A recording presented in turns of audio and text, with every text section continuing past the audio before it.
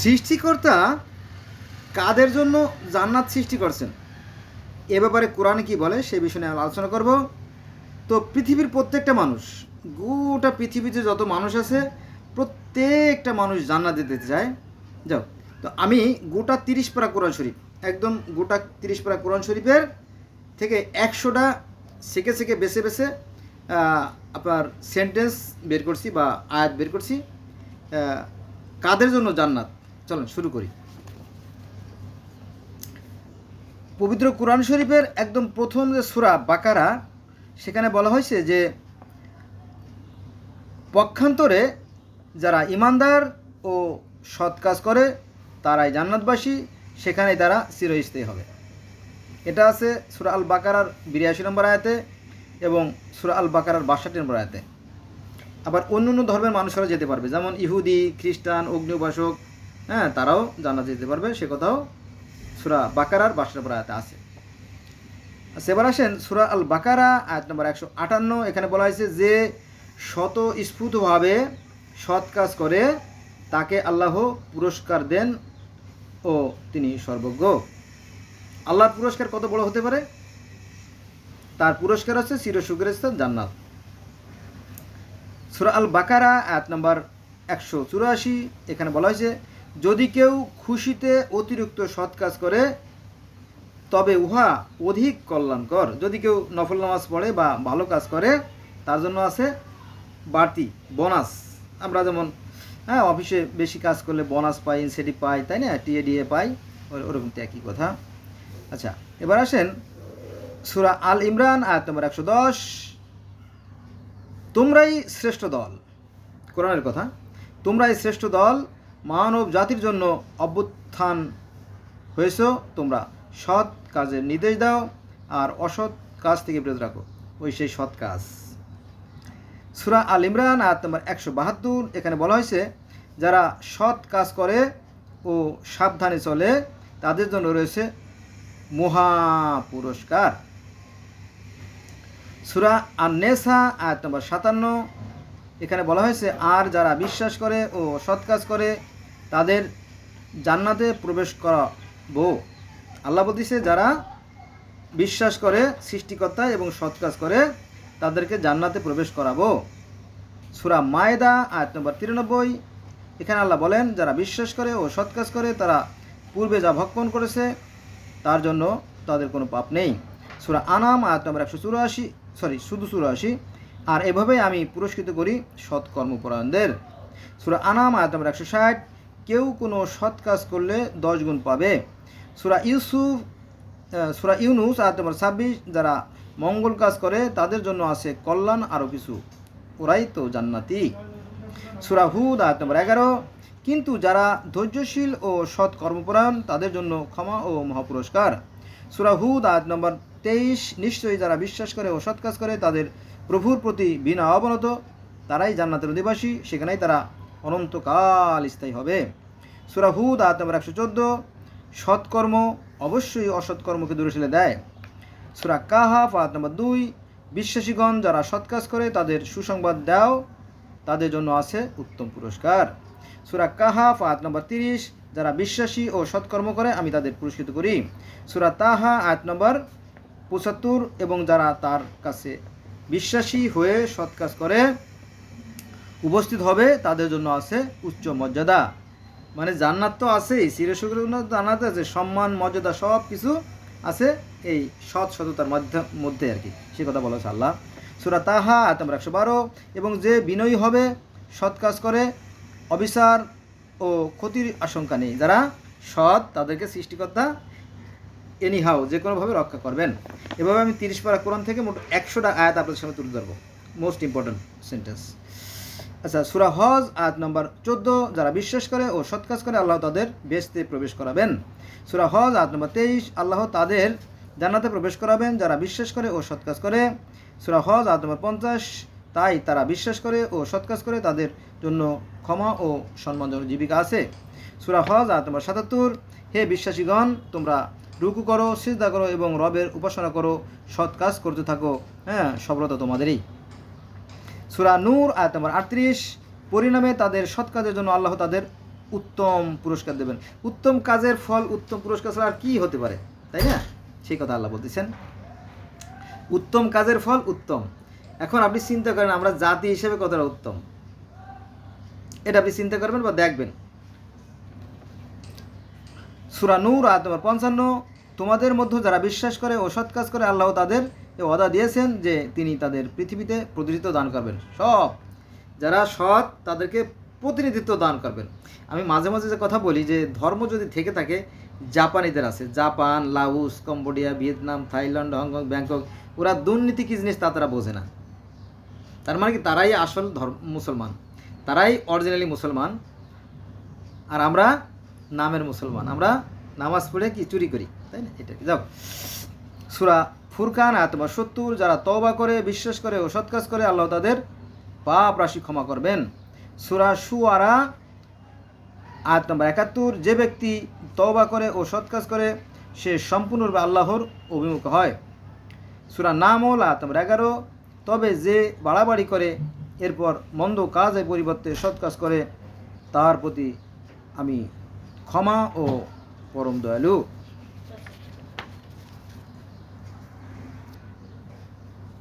সূরা নামল আয়াত নম্বর 89, যে কেউ সৎ কাজ করে সে উৎকৃষ্টতর প্রতিফল পাবে এবং সেদিন ওরা সংখ্যা হতে নিরাপদ থাকবে, অর্থাৎ কোনো ভয় থাকবে না আর কি, সেটা বলা আছে। সূরা কাসাস আয়াত নম্বর 84, যে কেউ সৎ কাজ করে সে তার কর্ম অপেক্ষা অধিক ফল পাবে।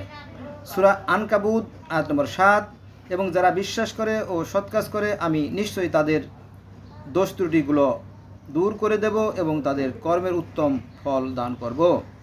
সূরা আনকাবুত আয়াত নম্বর 58, যারা বিশ্বাস করে ও সৎ কাজ করে আমি অবশ্যই জান্নাতে তাদের জন্য সুউচ্চ প্রাসাদ দান করব যার পাদদেশে নদী প্রবাহিত। সূরা আনকাবুত আয়াত নম্বর 69, আল্লাহ নিশ্চয়ই সৎ কর্মশীলদের সঙ্গেই থাকেন। কাদের সাথে থাকেন? সৎ কর্মশীলদের সাথে থাকেন। বন্ধুরা একটু কথা না বললে কেন লাগতেছে আমার, সেটা হচ্ছে যে আপনারা যদি দেখেন যে কোরিয়া বা থাইল্যান্ড, ব্যাংক, এই সমস্ত জায়গা যদি একটা ধর্ষণের মতো একটা ঘটনা ঘটে, দেখবেন 2 দিন সময় দেয়, মাত্র 2 দিনের মধ্যেই ঠেস করে গুলি করে ফেলা দেয়। কিন্তু আমাদের দেশে আমরা যতই মুখে ইসলামের কথা বলি কাজ হবে না, কারণ এদেশে বিচার হয় না। হয় না বিচার হয় না, কোর্টে টাকা দিলে সব মাটি হয়ে যায় আর কি। এই জন্য আপনার ওই মুখে মুখে ধর্ম পালন করে কোনো লাভ নাই, প্র্যাকটিক্যালি হতে হবে, তাই না? আপনার প্রমাণ করে দেখাতে হবে যে আমি মুসলমান, কিন্তু মুখে মুখে বললে হবে না। সূরা আনকাবুত আয়াত নম্বর 69, আল্লাহ অবশ্যই সৎ কর্মশীলদের সঙ্গেই থাকেন। এই কথা বেদে আছে। যারা সৎ কর্ম করে তাদের জন্য আছে স্বর্গ, আর যারা মন্দ কাজ করবে তাদের জন্য আছে নরক। আর যারা মাঝামাঝি তাদেরকে একটা একটা সুযোগ দেওয়া হয় যে তোমাকে আমি আবার পৃথিবীতে পাঠালাম, ওই 84 লক্ষ জনের মধ্যে কোনো একটা জনিতে তাকে দেওয়া হয়, ধাপে ধাপে চূড়ান্ত আছে মানব জন্ম। যদি সে ভালো কাজ করতে পারে তাহলে আবার সে স্বর্গে যাবে। আবার চীনের যে ধর্মগুলো আছে তারাও কিন্তু সেই স্বর্গে বিশ্বাস করে। যারা ভালো কাজ করে তারা নির্মাণ লাভ করে, অর্থাৎ ঈশ্বরের সান্নিধ্যে চলে যায়, আর যারা অসৎ কাজ করে তাদের আত্মা ভূত হয়ে যায়। কিন্তু আমাদের এই আলেমরা বলে কি যে না, তাদের কোনো ধর্ম নাই, মিথ্যে কথা, তারা মিথ্যে কথা বলে। তারা কোরআন শরীফ পড়ে ঠিকই, কিন্তু তারা মিথ্যে কথা বলে। পৃথিবীর প্রত্যেকটা মানুষ, পৃথিবীতে যত ধর্ম আছে না, প্রত্যেকটা মানুষ একজন সৃষ্টিকর্তা, মানে 2জন সৃষ্টিকর্তা জগতের কোথাও নাই। যেগুলো বানায় মানে মানুষের মধ্যে দ্বিধাদ্বন্দ্বের সৃষ্টি করে, যাক তার পাপের ফল সে ভোগ করবে। আমি মনে করি যে এই ধর্মটা একটা ব্যবসা, কিন্তু সৃষ্টিকর্তার বিধানে কোনো পরিবর্তন নাই। আচ্ছা, এবার আসেন সূরা রুম আয়াত নম্বর 15, যারা বিশ্বাস করে এবং সৎ কাজ করে তারা জান্নাতে আনন্দে থাকবে। সূরা রুম আয়াত নম্বর 44, যারা সৎ কাজ করে তারা নিজেদের জন্য সুখসজ্জা রচনা করে।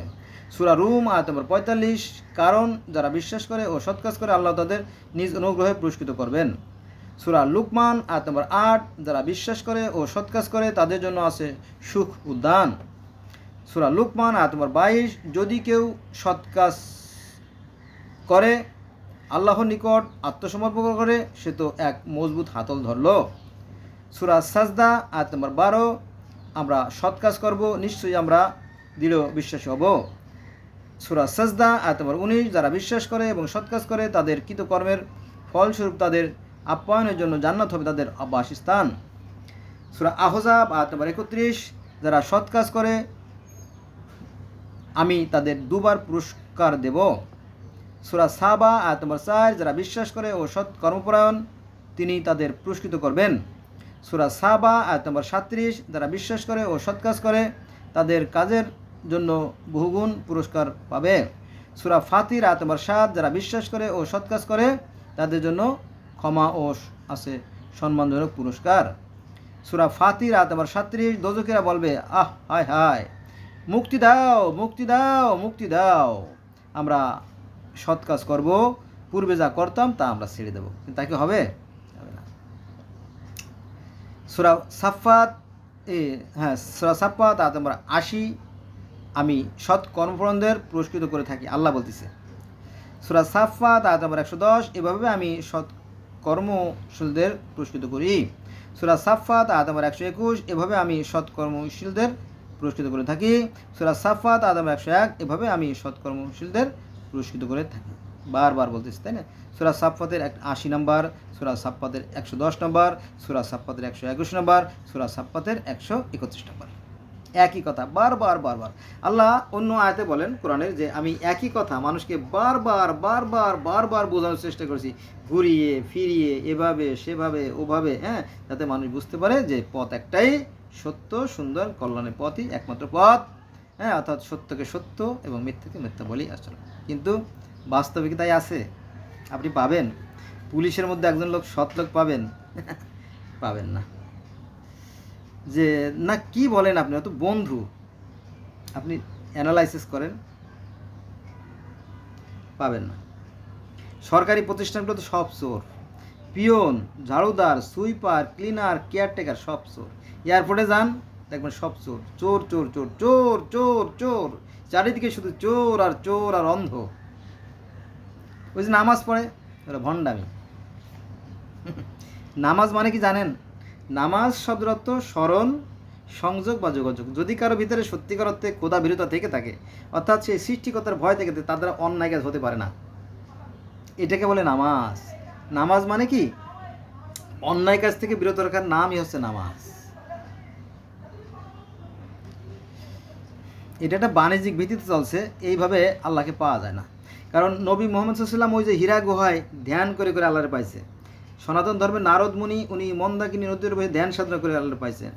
রামের পিতা দশরথ ধ্যান সাধনা করে সৃষ্টিকর্তার সাথে তার কথা হয়েছে, ঠিক আছে? তারপরে রাবেয়া বস্তি ধ্যান করে আল্লাহকে পাইছেন। মুন্নুর হাল্লাজ আইনাল হক তিনিও ধ্যান করে আল্লাহকে পাইছেন। তারপরে পার্সি ধর্মের যে জরস্টার উনিও ধ্যান করে আল্লাহকে পাইছেন। তার মানে কি?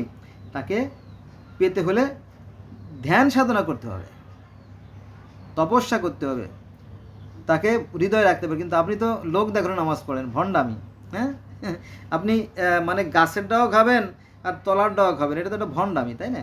আপনি দুনিয়া তো আরাম আয়েশ করবেন, আবার হজ করিয়া আপনি জান্নাতে চলে যাবেন, এটাও ভণ্ডামি। বুঝা গেছে? যাক, ভণ্ডামিতে ভরা এই ধর্মগুলো, আপনি আপনার বিবেকের কাছে প্রশ্ন করে দেখবেন। আপনার বিবেক শতভাগ সত্য কথা বলতে সক্ষম বা বলতে বাধ্য। বিবেক আপনাকে বলে দেবে আপনি কোন পথে আছেন, ঠিক আছে? অন্য কারো কাছে যাওয়ার দরকার নাই। আপনার বিবেককে জাগ্রত করেন, আপনার ভিতরে একটা শক্তি সঞ্চার করেন, আলোর জগৎ তৈরি করেন। আপনি যতই ভালো কাজ করবেন, ভালো কাজ করলে আপনার জগতে আলোর জগৎ তৈরি হবে ভিতরে। আর অন্যায় কাজ করলে আপনার ভিতরটা নিকষ কালো অন্ধকারে ছেয়ে যাবে। হীনমন্যতা, ভীরুতা, কাপুরুষতা, দুর্বলতা, জড়তা, সংকোচ, ভয় সব কিছু আপনার ভিতরে জমবে।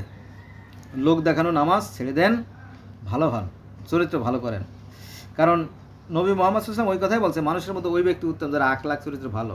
সেই চরিত্রকে আমাদেরকে আছে, বাঙালির আছে, বলেন? এটা আমার কথা না, মাইন্ড করবেন না। কিন্তু এটা জাতিসংঘের একটা আছে, সংস্থা আছে, আমনেস্টি ইন্টারন্যাশনাল, অর্থাৎ মানবাধিকার সংস্থা। তারা বলতেছে বাঙালির মতো দুর্নীতিবাজ পৃথিবীর ইতিহাসে বিরল। পৃথিবীর দ্বিতীয় কোনো রাষ্ট্রে এত বড় দুর্নীতিবাজ লোক নাই। এই যে এখন, এই যে আজকে আছে 6 তারিখ, 6/5/2025 সাল, দেশটা কি এমনি চলতেছে? বাতাসে ভেসে ভেসে চলতেছে, তাই না? দেখবেন সব দুর্নীতিবাজ, যারা রাজনীতির সাথে জড়িত সব দুর্নীতিবাজ। হয়তো কেউ আছে সাদা মুখোশ পরে আছে, তারা হয়তো আড়ালে দুর্নীতি চলতেছে। কারণ প্রধানমন্ত্রী শেখ হাসিনার যে পিএস ছিল 400 কোটি টাকার মালিক, আর এই কয় মাসের ভিতরে কত, এই এই 10 মাসের ভিতরে বা 9 মাসের ভিতরে হয়তো 400 কোটি টাকার মালিক অনেকেই হয়ে গেছে। আমরা তো এগুলো শুনি, জানি তো, তাই না? কিন্তু বলি না, বললে পরে কল্লা থাকবে না। দেশে একটা চলতেছে, পুরো একটা গৃহযুদ্ধ চলতেছে। লুটপাট, ভয়ঙ্কর রকম লুটপাট চলতেছে আর কি। যাক, আমরা মূল কথায় আসি। সূরা জুমার আয়াত নম্বর 35, সৎ কাজের জন্য ওদের পুরস্কার করব। যারা দেখেন কি বলছে, যে সৎ কাজের জন্য ওদের পুরস্কৃত করব। এই একই কথা বেদে আছে, যে যারা সৎ কাজ করবে তাদের জন্য স্বর্গ, আর যারা মন্দ কাজ করবে তাদের জন্য আছে নরক। Same to same, there is no difference between holy Veda and Holi Quran, same. এইগুলোকে মানুষের ব্যবসা করে। আচ্ছা আচ্ছা, আমি এটা শেষ করি, তারপর একটা গল্প বলবানি। সূরা জুমার আয়াত নম্বর 58, যদি পুনরায় পৃথিবীতে পাঠানো হতো আমি হতাম সৎকর্মপরায়ণ। বাট পাড়ি কথাবার্তা, আমারে আবার দুনিয়ারে পাঠান, আমি আবার ভালো হয়ে যাব, তাই না? তখন আর সে সুযোগ থাকবে না। মানে যারা ভণ্ড, যারা দোজকে যাবে, তারা বলবে, ভণ্ডরা দোজকে যেয়ে বলবে যে আমাদেরকে আবার দুনিয়াতে পাঠান, আমরা ভালো কাজ করে আসবো। তা কি হয়? হয় না। চোরকে প্রথমে আপনি যখন শিখে বলবেন যে এই চুরি করছিস, বলে না চুরি করি নেই। তো এত লোকে বলতেছে চুরি করছিস, বলে না আমি চুরি করি না, আমি ভালো মানুষ। তারপরে যখন কাঁঠাল গাছের সাথে বাঁধে না, বাঁধে যখন ওই যে আর্মির ডান্ডা, মোটা ডান্ডা দিয়ে পড়ে, তখন বলে জি আব্বা, জি খালুজান, জি ফুফু, জি তাওই সাপ, ঘটনা সত্য, আমি ছোটোবেলা থেকে চুরি করি, পাকা চোর। তারপরে বলে যে কই স্বর্ণ গহনা টাকা পয়সা আন, তখন বউরে ফোন দেয় তাড়াতাড়ি নিয়ে এসো যদি তোমার স্বামীরে বাঁচাইতে চাও। বুঝছেন, সহজে কেউ শিকার যায় না। যাই হোক, ভালো মন্দ সবাই বোঝে, এত কথা বলার দরকার নেই, তারপরেও বলি। মুমিনুন, সূরা মুমিন আয়াত নম্বর 40, যারা বিশ্বাসী হয়ে সৎ কাজ করবে তারা প্রবেশ করবে জান্নাতে। সূরা মুমিন আয়াত নম্বর 58, সমান নয় অন্ধ চক্ষুমান এবং যারা বিশ্বাস করে ও সৎ কাজ করে। যেমন অন্ধ এবং চক্ষুমান যেমন এক নয়, সৎ এবং অসৎ তেমন এক নয়। দেখেন কতবার বলছে একই কথা।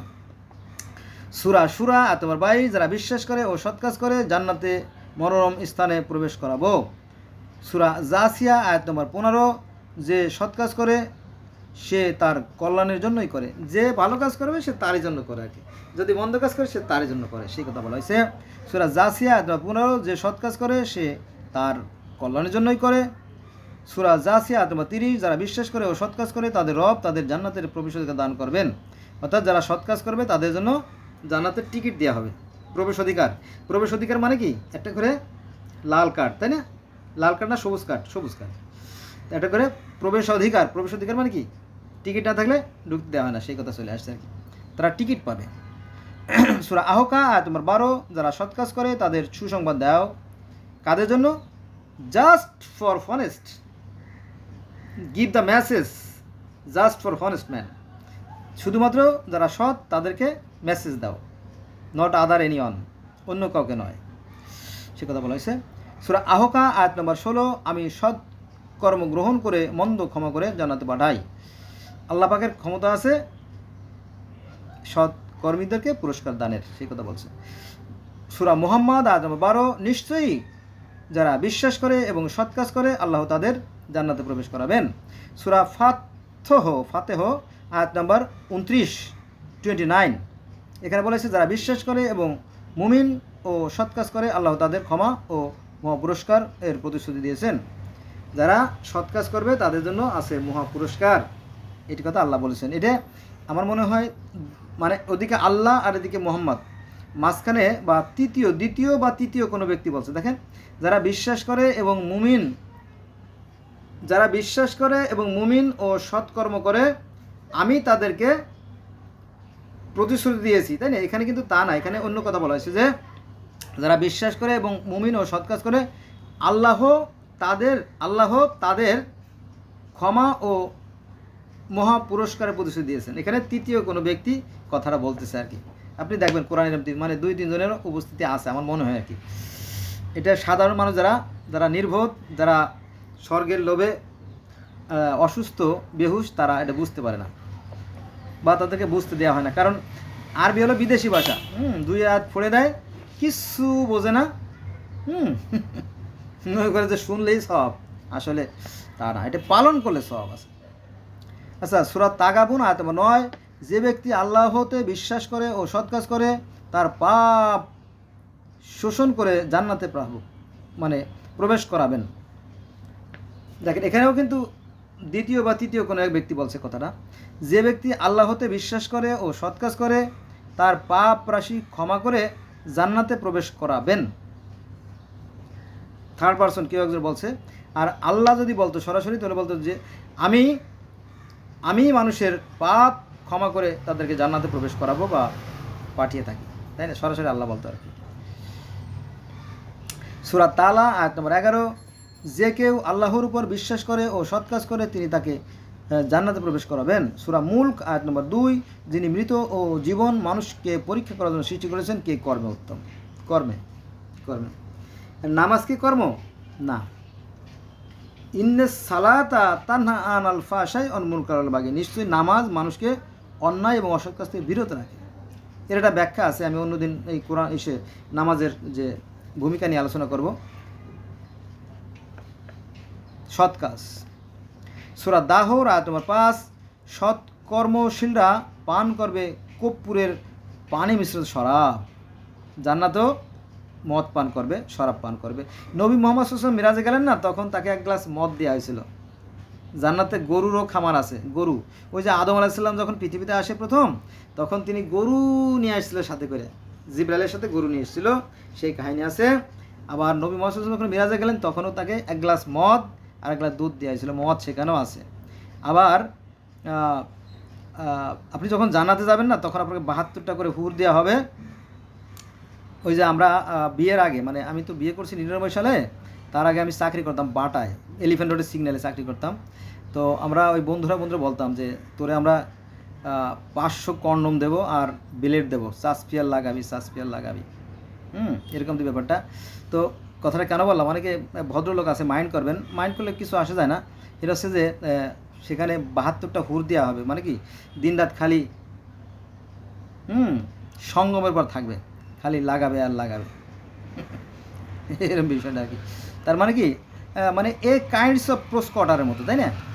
যাক, মন্দ না। তো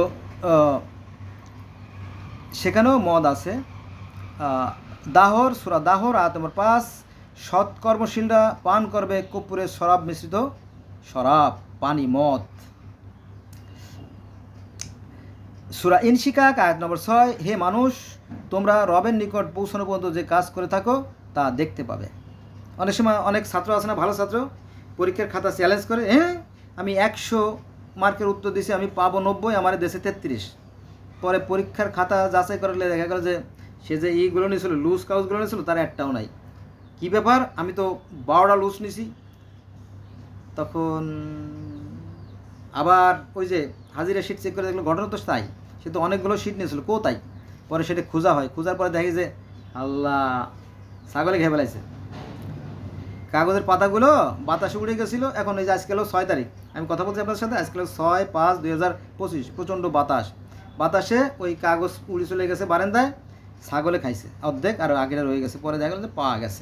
ওই যে অনেকগুলো ছাত্র গেছে, 10 জন ছাত্র গেছে, যে দেখি স্যারের বাসায় এই কাগজ, অনেকগুলো কাগজ পড়ে আছে।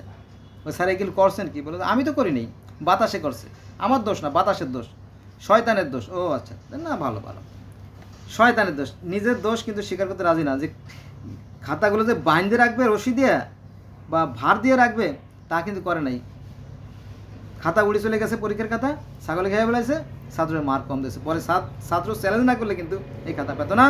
তো ঠিক ওই কথাই আছে কোরআনে, যে সূরা ইনশিকাক আয়াত নম্বর 6, এখানে বলা হয়েছে, হে মানুষ, তোমার রবের নিকট পৌঁছানোর মতো যে কাজ করে থাকো তা তোমাকে দেখতে পাবে, তোমাদের দেখানো হবে। খাতা যদি চ্যালেঞ্জ করতেছো, তাও করা যাবে। আচ্ছা, সূরা ইনশিকাক আয়াত নম্বর 25, কিন্তু যারা বিশ্বাস করে ও সৎ কাজ করে তাদের জন্য নিরবচ্ছিন্ন পুরস্কার রয়েছে। খালি সৎ কাজ জানা যেতে হলে সৎ কাজ করতে হবে, বেদও তাই বলে, আর অন্য ধর্ম তো তাই বলে। সূরা বুরুজ আয়াত নম্বর 11, নিশ্চয়ই যারা বিশ্বাস করে ও সৎ কাজ করে তাদের জন্য রয়েছে জান্নাত, যার পাদদেশে নদী প্রবাহিত এবং মহা সাফল্য। নদী কেন জানেন? নদী হচ্ছে, আরবে কোনো নদী নাই, দুর্গম মরু অঞ্চল, তাই এই নদী বা নদীর স্বচ্ছ পানি এটা খুব লোভনীয় জিনিস, এটা অনেকটা স্বর্গের মতোই লোভনীয়, এই জন্য এটা বারবার চলে আসছে। কিন্তু বরফের কথা নাই, সম্ভবত কোরআনের কোথাও বরফের কথা নাই, যদি ভুল হয়ে থাকে ক্ষমা করবেন। সূরা ফাজর আয়াত নম্বর 24, সে বলবে হায় হায় হায়, আমার এই জীবনের জন্য যদি কিছু সৎ কাজ করে রাখতাম। অর্থাৎ যারা নরকে যাবে, অর্থাৎ যারা দোজকে যাবে, তারা আফসোস করবে হায় হায় হায় হায়, করছি নাকি, যদি কিছু ভালো কাজ করে আসতে পারতাম আজকে পুরস্কৃত হতাম, তাই না, সেই কথা বলা হয়েছে। আচ্ছা, সূরা 3 আয়াত নম্বর 6, এখানে বলা আছে যারা বিশ্বাস করে ও সৎ কাজ করে এদের জন্য আছে নিরবিচ্ছিন্ন পুরস্কার। সূরা বাইনা আয়াত নম্বর 7, যারা বিশ্বাস করে ও সৎ কাজ করে তারাই সৃষ্টি শ্রেষ্ঠ। দেখেন, মানে সম্মান, জীবিকা, মদ, হুর গেলেমান, যা কিছু সব কিছু পাচ্ছেন কিসের মাধ্যমে? সৎ কাজের মাধ্যমে। কিন্তু আমরা বাস্তবে কি সৎ জাতি বলেন? এই যে যারা ক্ষমতায় আছে এরা কি সৎ দেখছেন? গতকালকে আমি দেখলাম যে মোহাম্মদপুরে মানে ডিশের ব্যবসার দোকান, তার কাছে 6 লাখ টাকা দাবি করছে। বলে আমি তো গভর্নমেন্টের কাছে লাইসেন্স নিয়ে আমি ডিশের ব্যবসা করি, তাই না, আমি কেন এত টাকা দেবো, তাই না? তারপরে নেতার কাছে জিজ্ঞেস করা হলো, সে অস্বীকার করে, কিন্তু মুখে কিন্তু দাঁড়িয়ে আছে, নামাজ পড়তে পড়তে কপালে দাগ হয়ে গেছে। ওরে ভণ্ডের ভণ্ড, তাই না? সব secret must be out when the last day of earth, পৃথিবীর সর্বশেষের দিন, অর্থাৎ সেই কিয়ামতের দিন, মহাপ্রলয়, সেদিন এই সব সত্য বেরিয়ে আসবে। তো সূরা বাইনা আয়াত নম্বর 7, যারা বিশ্বাস করে ও সৎ কাজ করে তারাই সৃষ্টি শ্রেষ্ঠ। দেখেন তাহলে সৎ কারা, একটু উদাহরণ দিয়ে না দিলেই নয়, আমার কেমন জানি লাগতেছে ভিতরে, বুঝছেন? যেমন আমাদের দেশে নারীদেরকে পাটের খেতে, ভুট্টার খেতে, ধানের খেতে, বাঁশ জাড়ে, কলার খেতে দেখবেন ধর্ষণ করে, কিন্তু বিচার হয় না, বিচার পাবেন না। কিন্তু আপনি আমেরিকাতে যান না, সাথে সাথে খালি একটা ফোন দেবে, হ্যালো, পুলিশ চলে আসবে 20 মিনিট ধরে, আধা ঘন্টার ভিতরে পুলিশ চলে আসবে, ধরবে, বিচার হয়ে যাবে, এনাফ। আমাদের এখানে চলে কি ভণ্ডামি, প্রথমে মোহরি, তারপরে পিস্কার, তারপরে উকিল, তারপরে বিচারক, তারপরে মাসের পর মাস, বছরের পর বছর টাকা দাও, বাড়ি বেচো, গাড়ি বেচো, সব বেচে পথের ফকির বানায় ছেড়ে দেয় তারে মামলায়। মিথ্যে হোক আর সত্য হোক পরে, মিথ্যে সত্য পরে, আগে ওরে সাইজ কর, ঠিক আছে? ভণ্ড ওরা, ভণ্ড ওরা, ভণ্ড।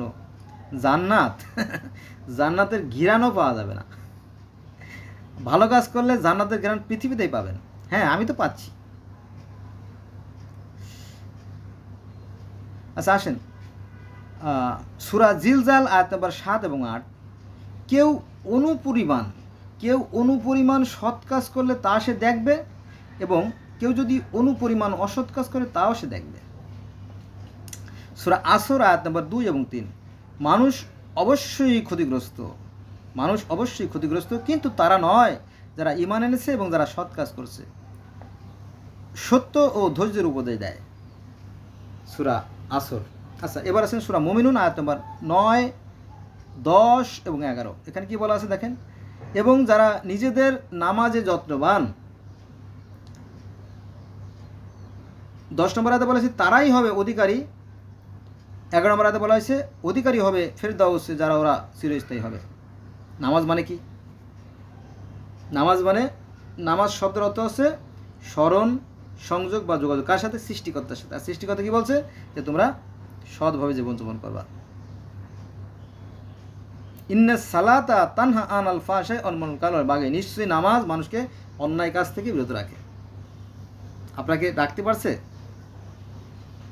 পারে নাই তো, অতএব আপনি জান্নাতের আশা করতে পারেন না।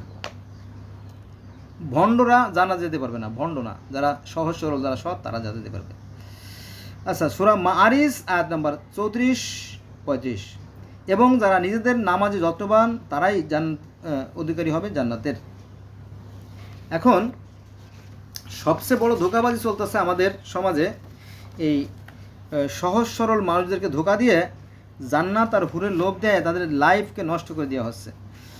যেমন মনে করেন যে যার সম্পদ আছে তার কাছ থেকে একটু জায়গা নিল, তারপরে এর কাছ থেকে তার কাছ থেকে চাইয়ে কিছু পয়সা করে সেখানে একটা টিনের ছাবড়া দিল, তারপরে গরিব মানুষদেরকে জান্নাত আর হুরের লোভ দেখাইয়া তাদেরকে সেখানে ভর্তি করলো।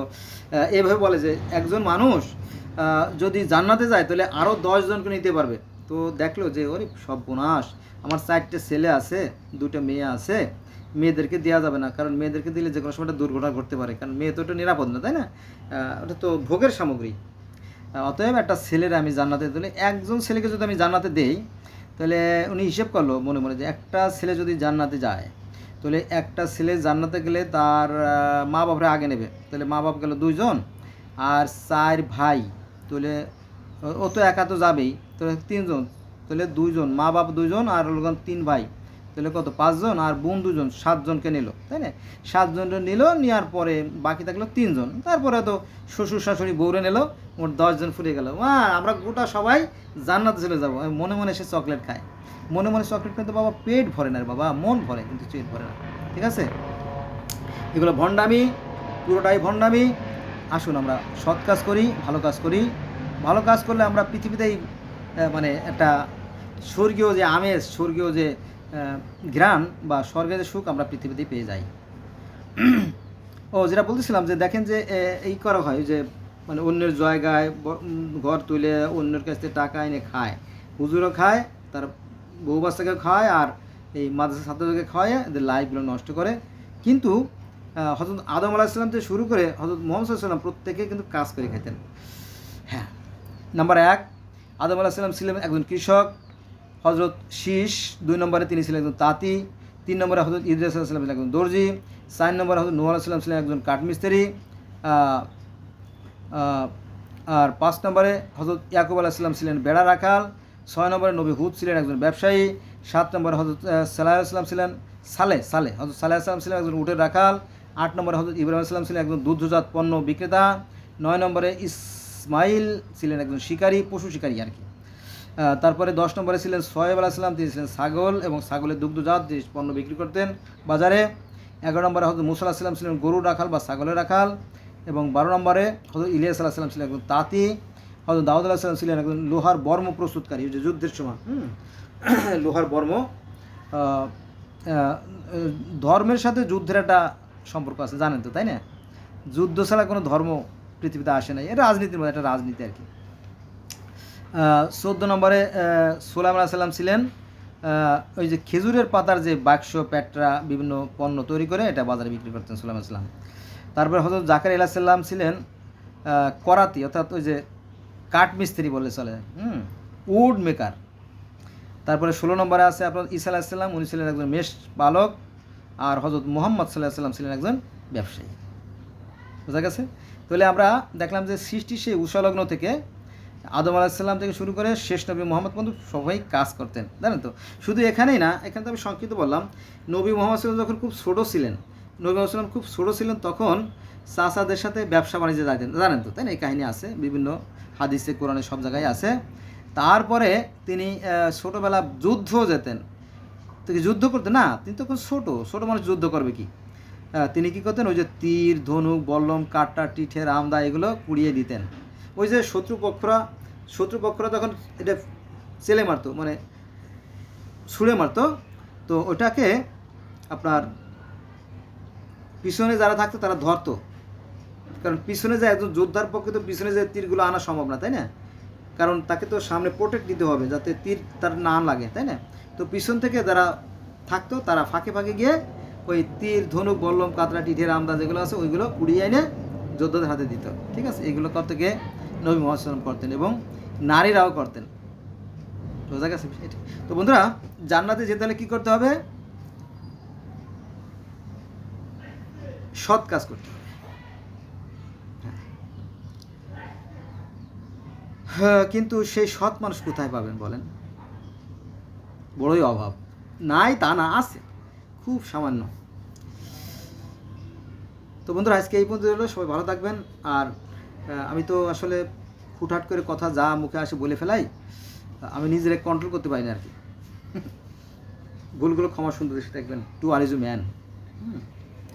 আর আমি মনে করি যে কথার জবাব হবে কথা দিয়ে। আমি যদি ভুল করি আমার একটা গালাগালি দেবেন, অথবা যায়, কিন্তু ওই কল্লা কাটে ফেলবেন, এটা কোরআনের বিরুদ্ধে যায়। কারণ কোরআনে বলা হয়েছে আয়াতের জবাব হবে আয়াত দ্বারা, অর্থাৎ কথার জবাব হবে কথা দ্বারা। এই জন্য আমি আমি জগতের বিভিন্ন ধর্মের ছাত্র, আমি গোটা পৃথিবীতে যত ধর্ম আছে সমস্ত ধর্ম আমার আয়ত্তে আছে, আমি বলতে পারি, কিন্তু হ্যাঁ জনসমক্ষে যাই না। কারণ কি জানেন, অধিকাংশ লোকের গাধা।